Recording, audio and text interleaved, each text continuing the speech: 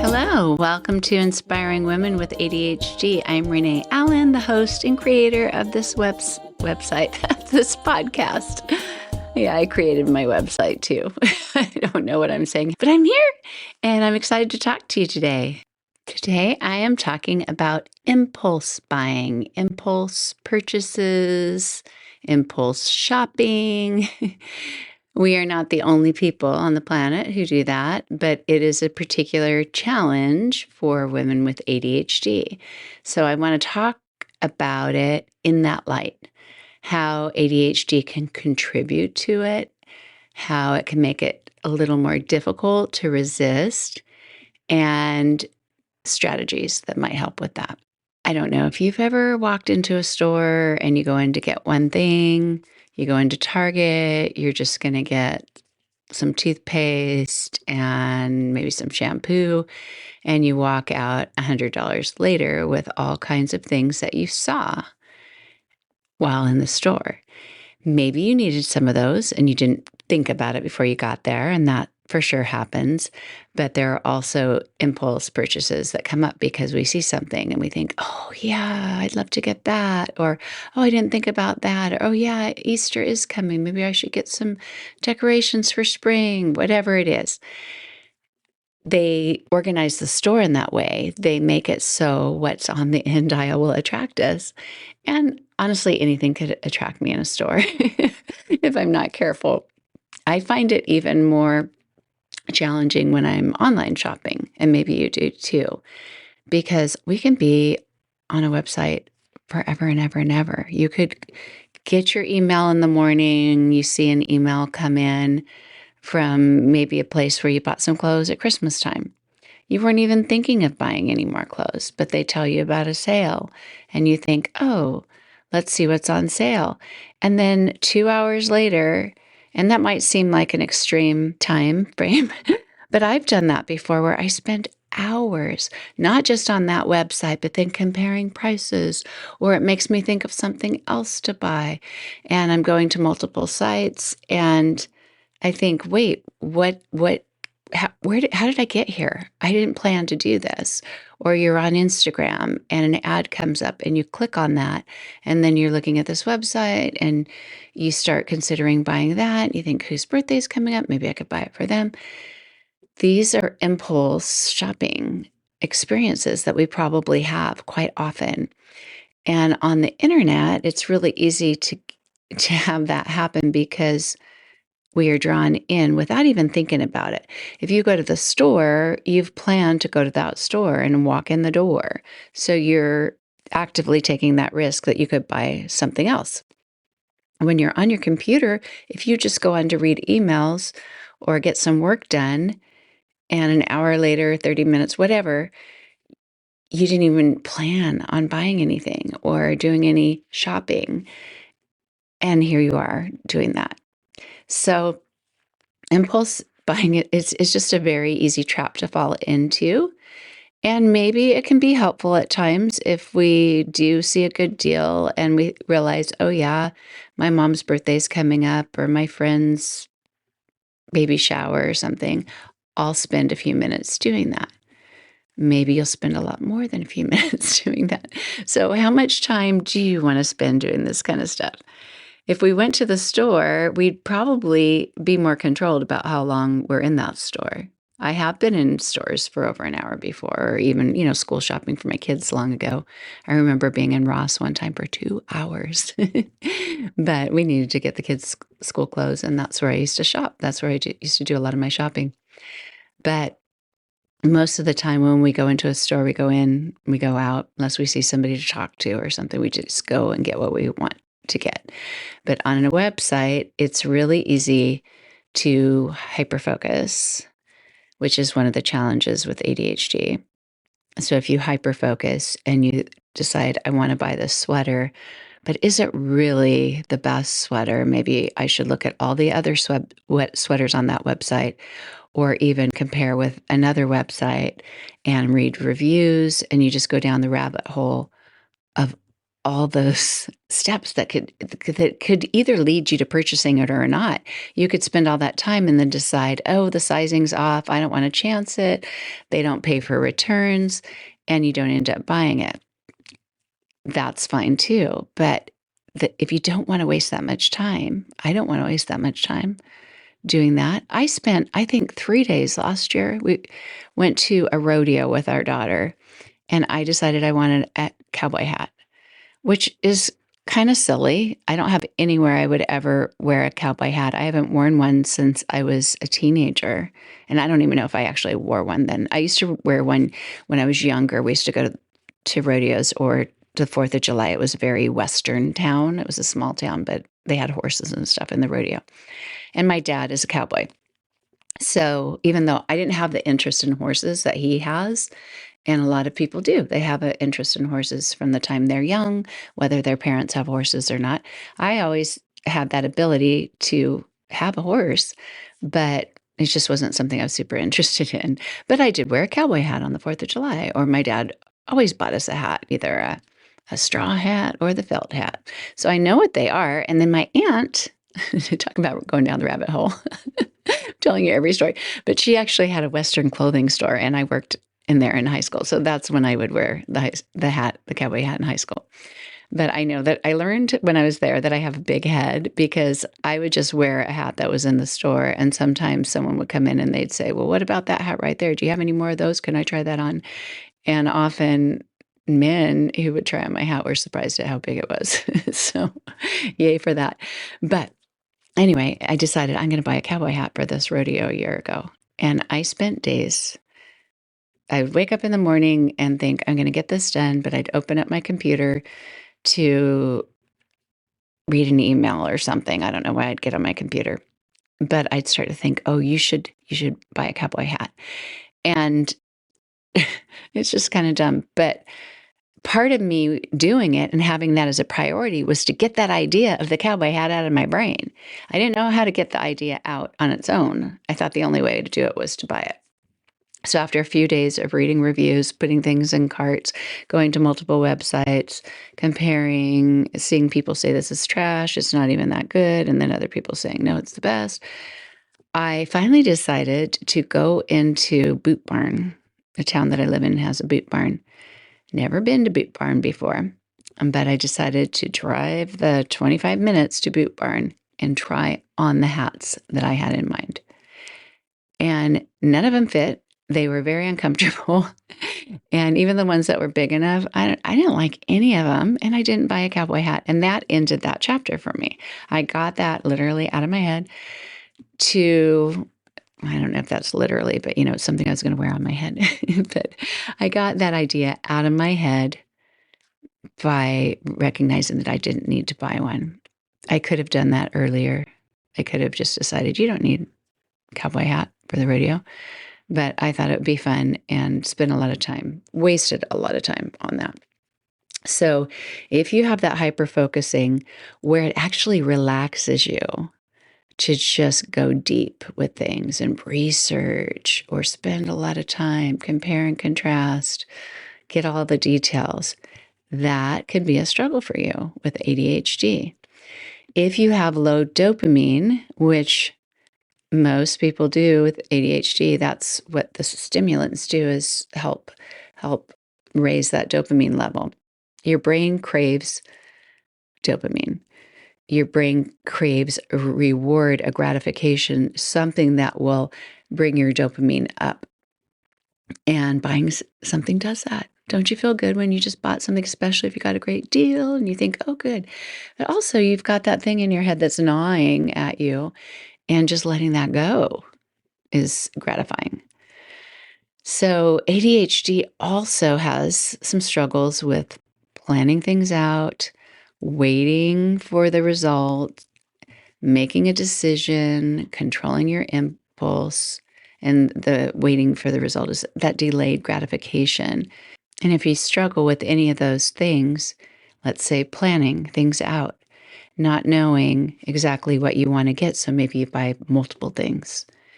And you can deal with the returns later if you remember to return in time, if you even have that stamina to get yourself to UPS or the post office. So sometimes just getting those options out of the way, like not knowing what to do, so then you plan for all kinds of things, or you're not sure what decision to make, so you overbuy, or you're just stressed about something else, and it's a relief to go on a website and browse. It's very stimulating. Feels relaxing. It's exciting and relaxing at the same time to just scroll.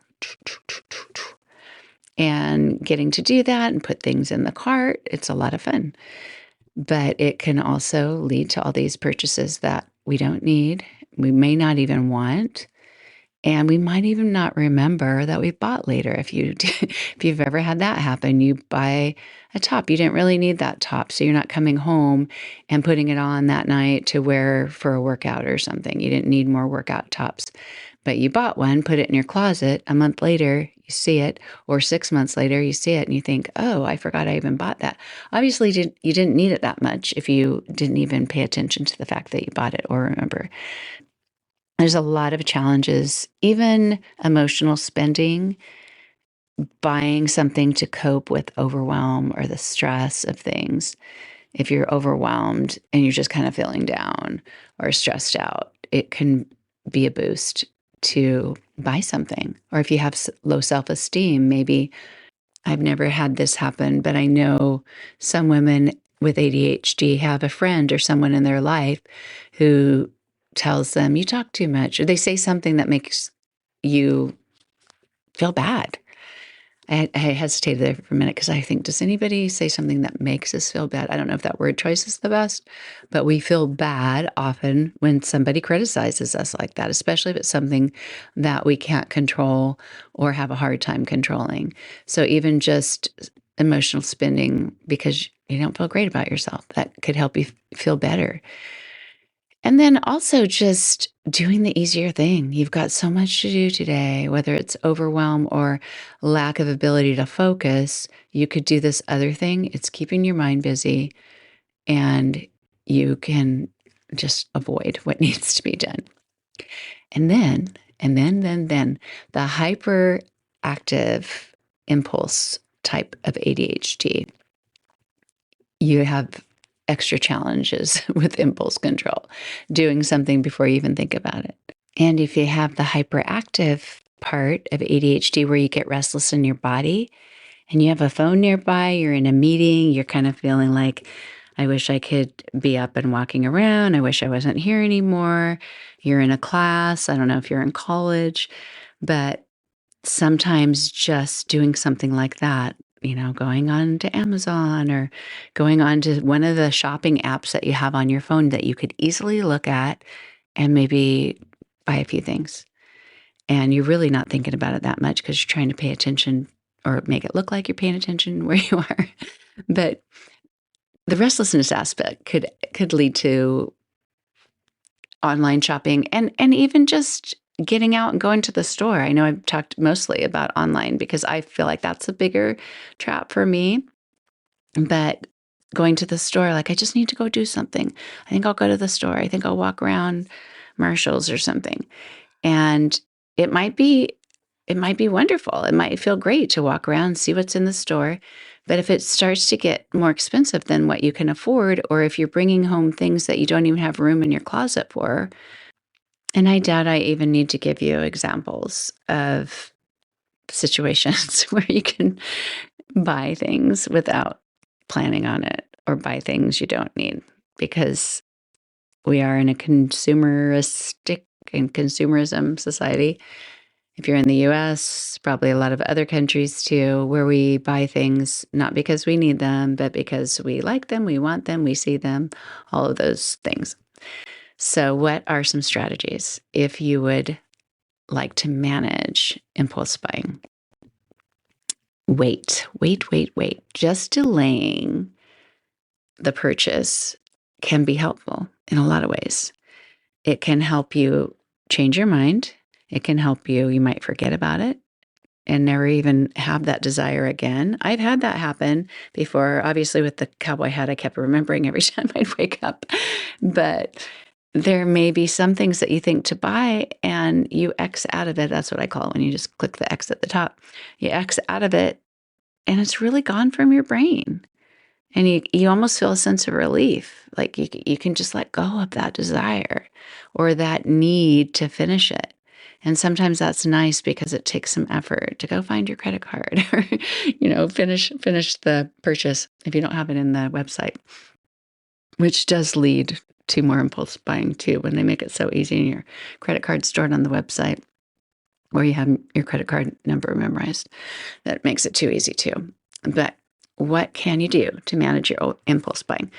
So wait, if you look at the letters of wait, WAIT, I learned an acronym for that. Why am I talking? For teaching yoga, to think about, should I be talking right now or should I not? And it's helped me with real life too. Why am I talking? And then you think about it. Is this important to say right now or is it not?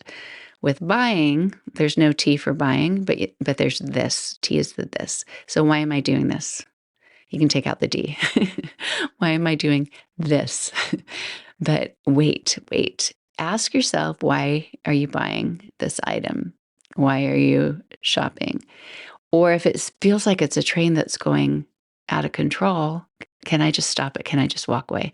I found once I started having grandchildren, I could talk myself out of purchases because sometimes I go on a website, see that there was something on sale and think, wow, my goodness, these dresses are 80% off. I should get some for Piper. Well, then I think it's not for Piper's birthday. It's such a good deal. I should probably get something for her brothers too. Well, if I'm buying some for them, I should buy some for my daughter's kids too. All of a sudden, I can see very clearly this is costing way too much money. It's nice that they add everything up in the cart and you can see your $4.99 dress, all of a sudden you're up to $200. And so just waiting a bit, noticing, pausing before the purchase, and asking yourself, why am I doing this? What am I doing? Do I need to be doing this? That can be really helpful because if you have clear answers to that and it's not aligning with actually purchasing, then that can help you hopefully just click that X. Or I have even been in a store where I've just thought, I really don't need anything here. I'm looking at all these holiday decorations. I don't really have room at home to store more. I don't really have shelf space or room in the house to put up more. Why am I buying this? I don't need to be in here. It's fun to walk around for a little bit, but now I'm going to walk out. And you can actually physically walk out too. You can put your things back away on the shelf if you've already put things in your cart and say goodbye. You could even just wait another day. Have you ever been in a store, let's say you're in Home Goods, and you see a rug that you really like, but you don't know if it's the right dimensions or if it would really look good in that room, but you're afraid if you leave, somebody else might buy it, because in these kinds of stores, a lot of stores, they don't have multiple items. They just might have one or two, and it might not be there the next day. It might not be there the next week. I have actually challenged myself, come back in a week, wait another day, wait another week, come back in a week. And if it's still here and you still want it and it survives somebody else buying it, then it is more confirming that that's something that you need or something that you want to have in your life. So choose a day, choose a week, choose a month. But just walk out or close the browser, save it for later. That's another feature that's nice, like on Amazon. A lot of times when I'm thinking of buying something and I don't really need it right now and I don't even know if I want it, but I don't want to forget, especially if I've searched for it, I don't want to forget that one brand or that one item that I did read some reviews on. And if I bought one, that's the one I'd want. It might be hard to find again. So I'll put it in the cart, even though I know I'm not going to buy it today. Put it in the cart, click save for later. And it's there on a list below. And then some days when I feel like kind of hyper focusing on cleaning something up, I'll go and clean out those save for laters because a lot of them I don't need anymore or they're out of them. And that is just fine. But if you have some reminders, so let's say you don't have your credit card number memorized or you don't have the option to use PayPal. And if you want to make it harder for yourself to buy something, don't bring money with you to the store or put a Post-it note on your credit card that reminds you really don't have enough money for this. Or one thing that I did when I started, so I was a stay-at-home mom. I did work full-time before I had my first daughter, but I was a stay-at-home mom for many, many years. And when I started working at home, I've never had an out-of-the-home job besides teaching yoga. But when I first started working at home, I was actually an editor because I majored in English and I had an editing job. And I made $40 an hour. And that changed how much I wanted to spend. Because if I looked at something and thought that would take 2 hours to pay for that, that would take that much money out of the amount of money I make, that paycheck at the end of the 2 weeks or the month or whatever I submitted. And when I could see it that clearly, I didn't want it anymore. I thought, I don't want to spend that much on it. And it's really easy to talk your brain into something either way, to say something like, it's 80% off. That's such a great deal. Or you're still spending $40. Do you really want to spend $40 on that? Wouldn't you rather spend it on this? Wouldn't you rather save it for this, this, or this? Wouldn't you rather go out to dinner? Would you, and if you give yourself a little time to think twice about something, as my husband would say, think twice, the first thought that comes in, often that's an impulsive thought. And so then give yourself the more rational thought and ask yourself another question. Or like I mentioned before, do you have enough room in your closet for this? Do you have enough room in your drawers? Do you already have too much in that bedroom? Do you want to spend more money on? So this is something that I did years ago. I didn't do it for very long, but there was a time when we were really restricted on our money. And I used cash instead of cards for my spending. This is before the internet. This is in the early 90s. I mean, maybe there was internet then and I didn't have a computer, but we didn't have our first computer till 1999. And in 93 or 94, I remember which house we lived in. In one of those years, somebody had said that they put cash in an envelope, the big wide envelopes. And that was their money for the groceries for the month or whichever paycheck you had, 2 weeks a month. And they would go to the store with that cash or take however much they wanted for that week and spend the money on the groceries.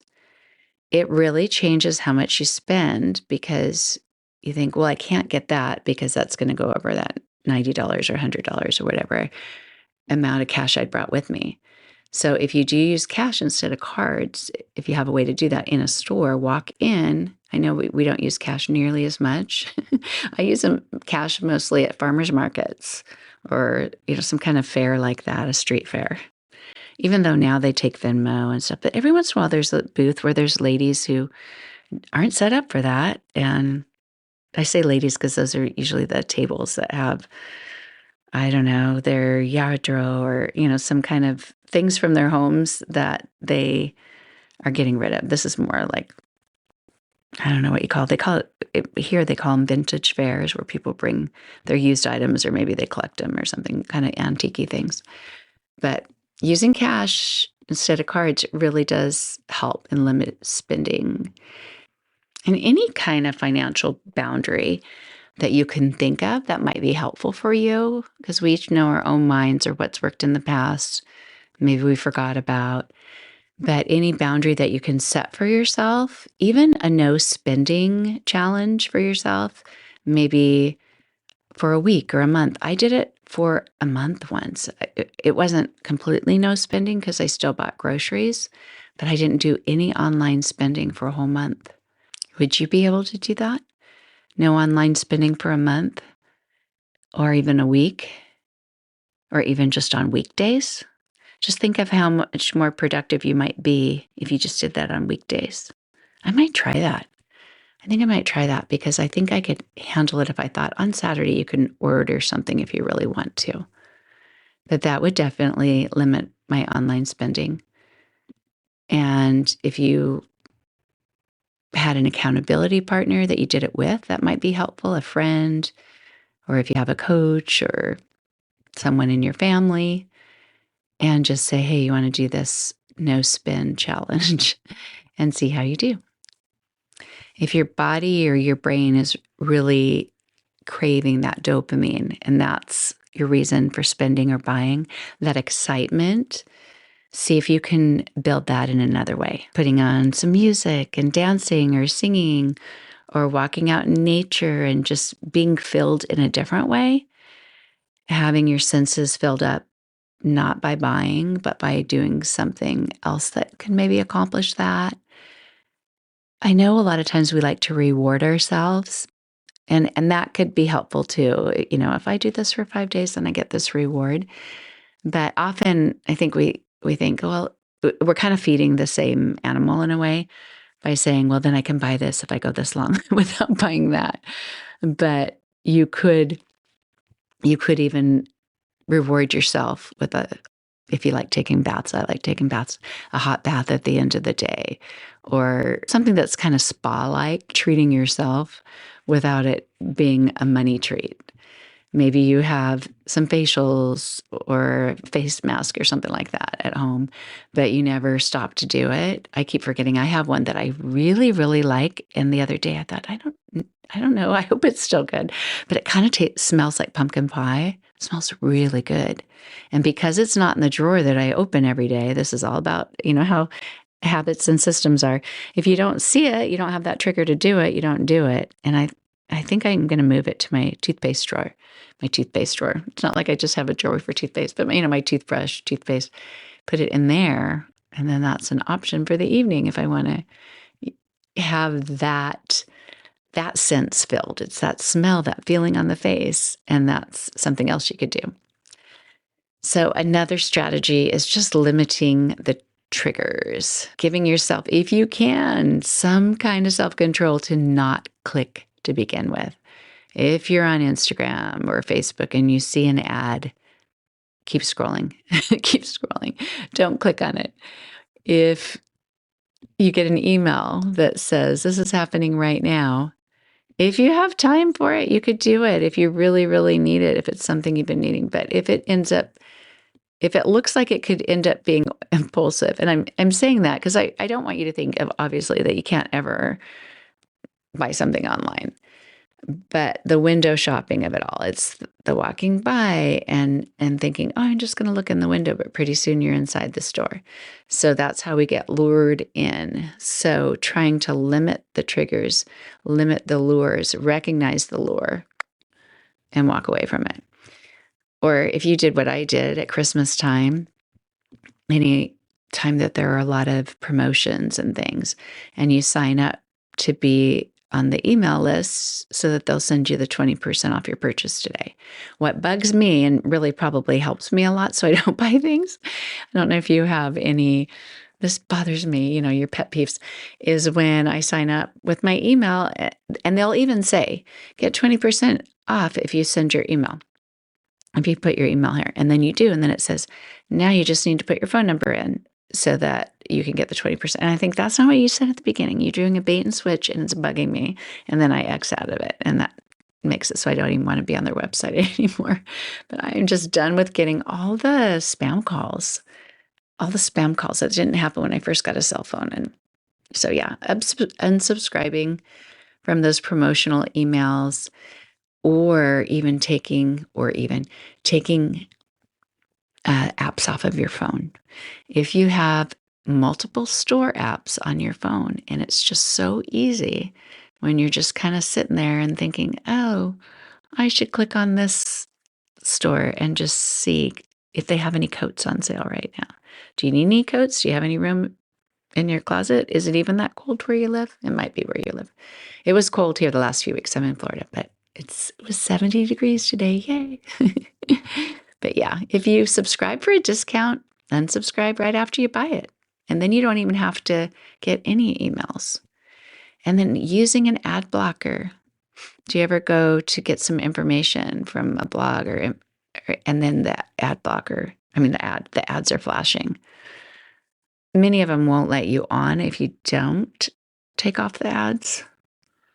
Wait, if you don't take off the ads, if you do take off the ads, but using your ad blocker can just maybe make it so then you don't go to those websites anymore because you don't want to be tempted and be reminded that you were looking at shoes last week and they're all blinking at you. That was surprising the first time I saw that. Have you ever been surprised by that? You're on some website, you're looking at these shoes and going down the rabbit hole.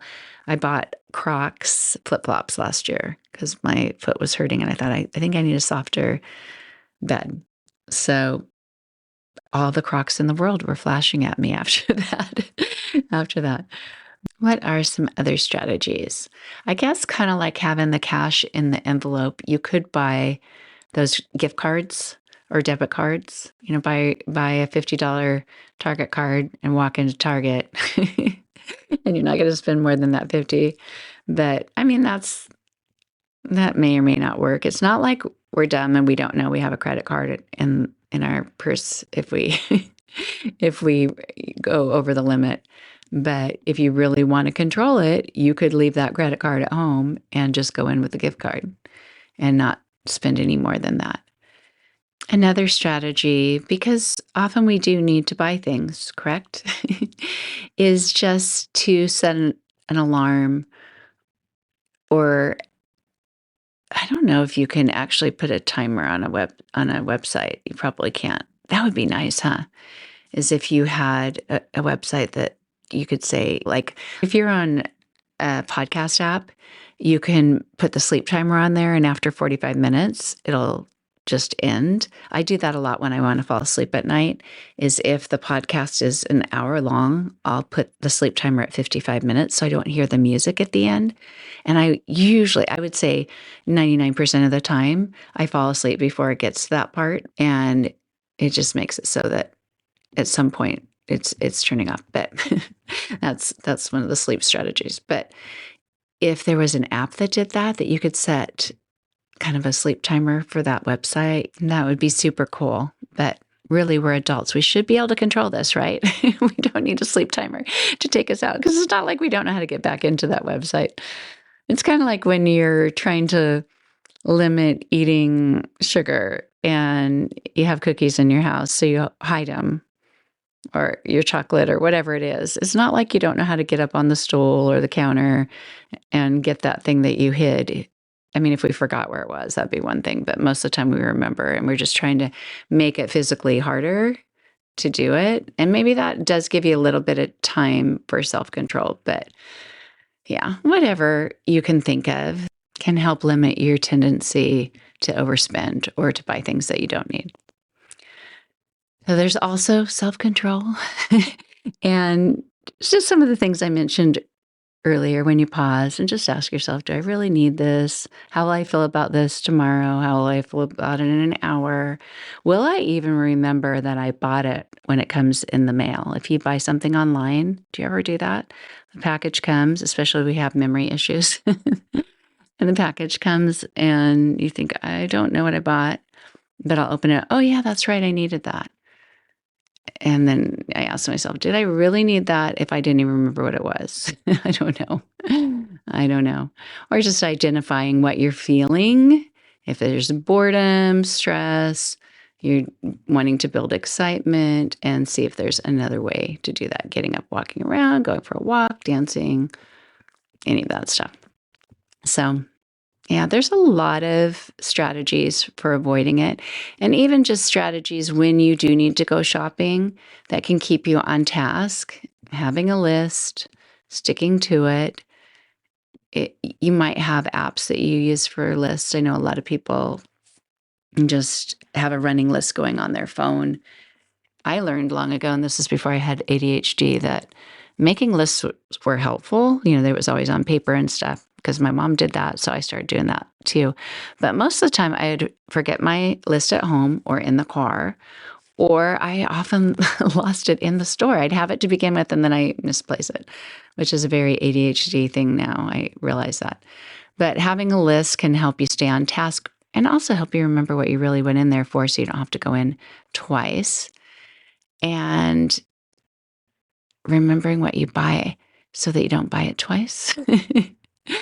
And hopefully you can take things off a list so that you don't go in later and forget that you had it. But also just simplifying your decision-making process. When you wake up in the morning, if you're not planning to buy something and you don't really need it, then I didn't plan to buy it this morning. I'm not going to buy it today. Maybe tomorrow morning, if I plan to buy it, that'll be a different story. You can kind of see, test yourself out day by day. Do I really need this? Or did I find something else that can help accomplish that same goal without buying something new? I think I'm going to wrap it up there, partially because I have a Zoom yoga class in 16 minutes. I did time to come up. I timed it to come up here right before that, but I probably spent a little more time on here than I thought I would. But it's not only about that. I also just think I've covered most everything, and you may have thought of more strategies that I didn't or something that can work really well for you.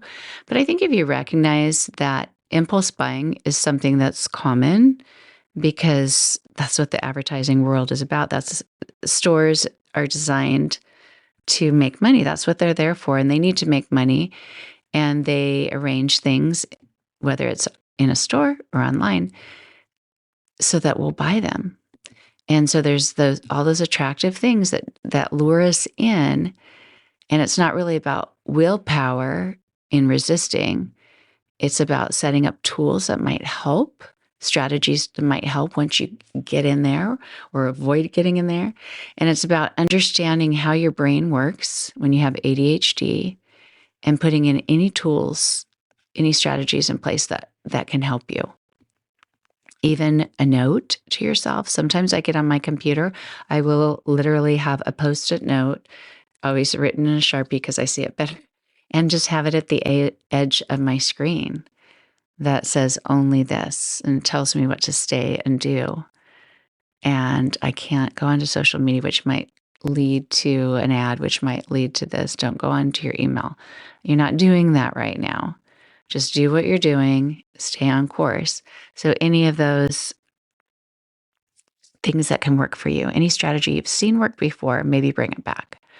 Or anything that I suggested that you think that might work for me, go ahead and try it. See if it makes a difference.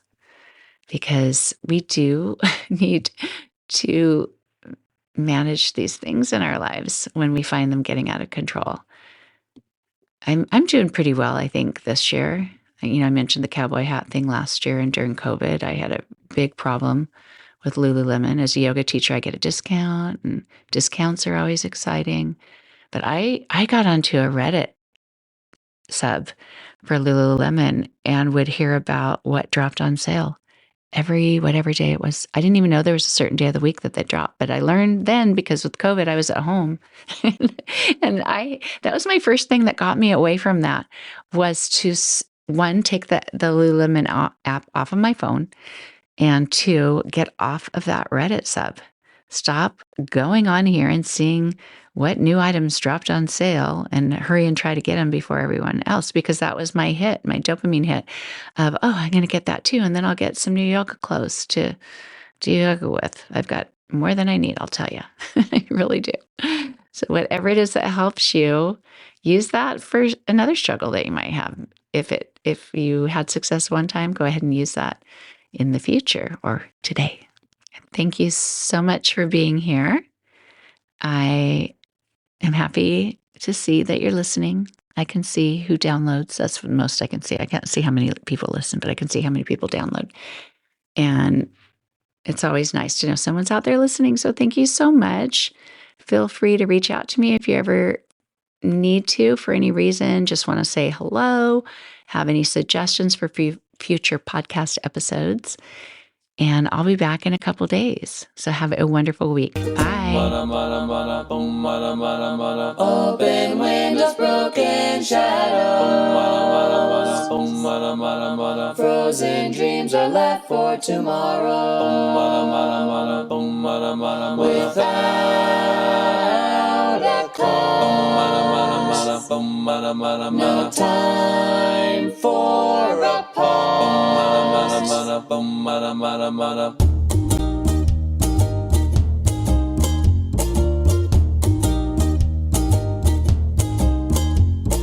Rewind, I've run out of time to sing melodies and harmonies. I'm cut short. The silence of sound has yet been found, but not by me.